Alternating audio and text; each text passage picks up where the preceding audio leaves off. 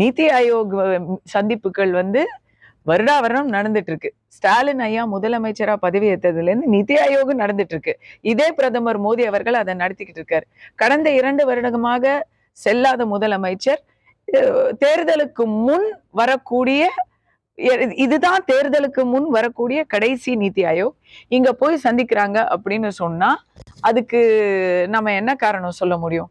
திடீர்னு எல்லாருக்கும் வந்து தமிழகத்தினுடைய நிதி நிலைமையை பத்தி இந்த காலகட்டத்துல மட்டும் அக்கறை வந்துருச்சுன்னு சொல்றதா, இல்ல குடும்பத்துல இருக்கிற பிரச்சனைகள் மேல ஒரு அவசர அக்கறை வந்துருச்சுன்னு சொல்றதா?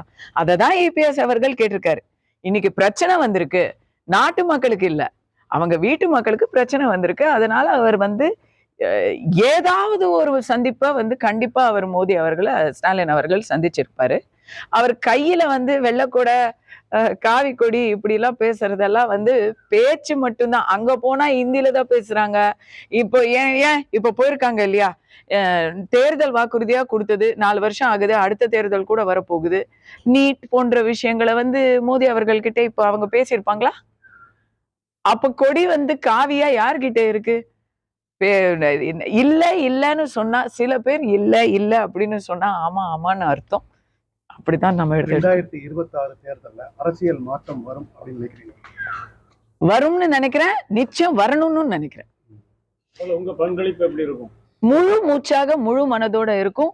நான் சமீப காலமாக ஆபரேஷன் சிந்தூர் நடந்த காலத்துல இருந்து நான் வந்து அதுக்கு முன்னாடி கட்சிக்கு அப்பாற்பட்ட ஒரு அரசியல் விமர்சகரா அரசியல் பார்வையாளரா மட்டும் இருந்திருக்கிறேன். ஆனா ஆபரேஷன் சிந்தூருக்கு அப்புறம் நான் வந்து முழுசாக கட்சி சார்ந்த அரசியலுக்கு வந்தாச்சு. அதனால நான் அப்படிதான் ஒர்க் பண்ணுவேன்.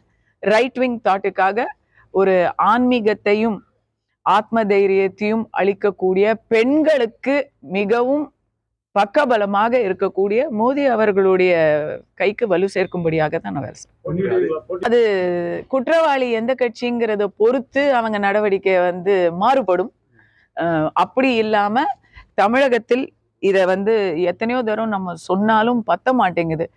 அம்மா ஆட்சியில அம்மாவை வந்து ரொம்ப மிஸ் பண்றோம்.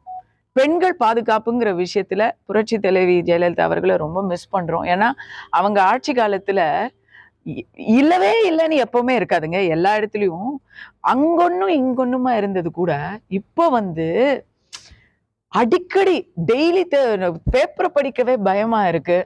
இன்னும் சொல்ல போனா பழகி போச்சு.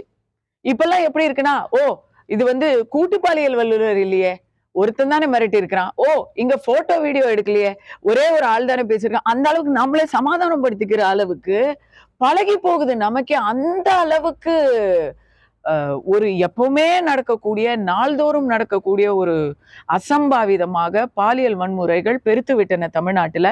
இதுல வந்து அரசாங்கத்தின் மெத்தன போக்கும் பாரபட்சமான போக்கும் ஒரு காரணமா தான் இருக்கு.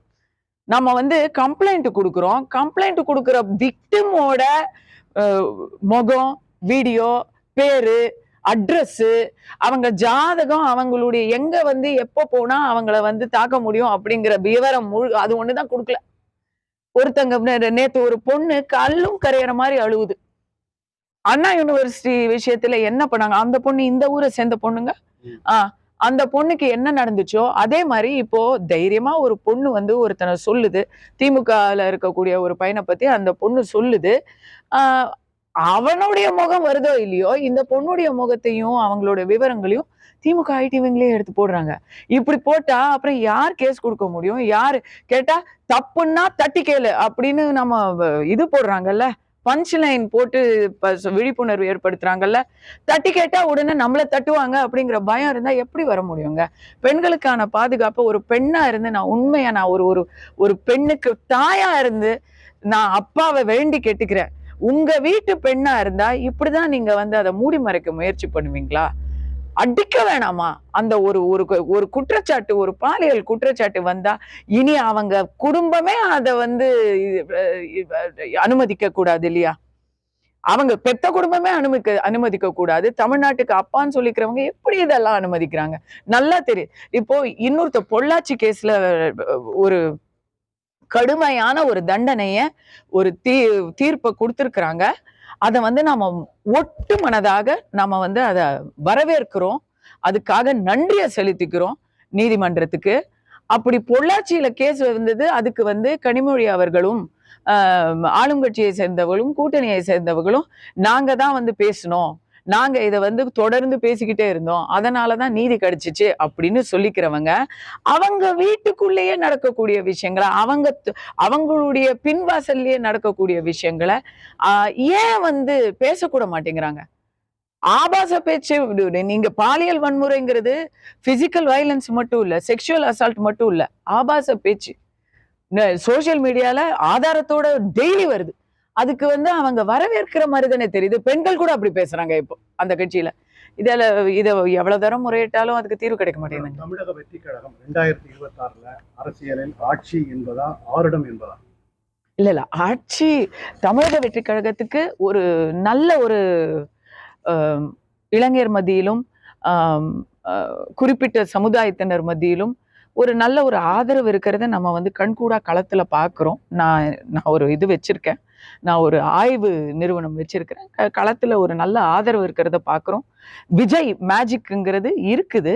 ஆனா அது வந்து அரசியலும் சினிமாவும் வேறு வேறு என்ற புரிதலையும் மக்கள் இடத்துல நல்லா ஸ்ட்ராங்கா பாக்குறோம். ஆட்சி மாற்றம் வேண்டும் என்றால் கூட்டணியில் இருக்கக்கூடிய எதிர்கட்சிக்கு மட்டும்தான் போடணும் அப்படின்னு ஆட்சி மாற்றத்தை விரும்புபவர்கள் சொல்றதையும் பாக்குறோம். நான் விஜய் ரசிகன் தாங்க, ஆனா எனக்கு வந்து ஆட்சி மாற்றம் வேணும், அதனால நான் வந்து ஓட்டு செதறாம இங்கதான் போடுவேன் அப்படின்னு பேசுறவங்களையும் நாங்க பாக்குறோம். ஸோ இது வந்து வெயிட் அண்ட் வாட்ச். அவர் விக்கிரவாண்டி இடைத்தேர்தல்ல தன்னை நிரூபிச்சிருந்தாருன்னா இந்த கேள்வி வேற மாதிரி போயிருக்கும். அவர் எதுவுமே இல்லாம ஸ்ட்ரெயிட்டா அசம்பிளிக்கு தான் வராங்க. ஸோ அது என்ன அவங்களுடைய செயல் திட்டம் இருக்க போகுதுன்னு யாருக்குமே சரியா தெரியல. ஆட்சி அமைப்பதுங்கிறது கண்டிப்பா எங்க ஆய்வுப்படி அந்த அளவுக்கு இருக்காது. அவர் வெற்றியே அடைய மாட்டாரு, ஆனா தோல்வியை கொடுப்பாரு அப்படின்னு சொல்றாங்க. அவர் ஒருத்தரை ஜெயிக்க வைக்க முடியாது, ஆனா ஒருத்தரை துவக்க வைக்க போறாரு, அது கன்ஃபார்ம். திமுக நான்லாம் ஆசைப்படுறேன்.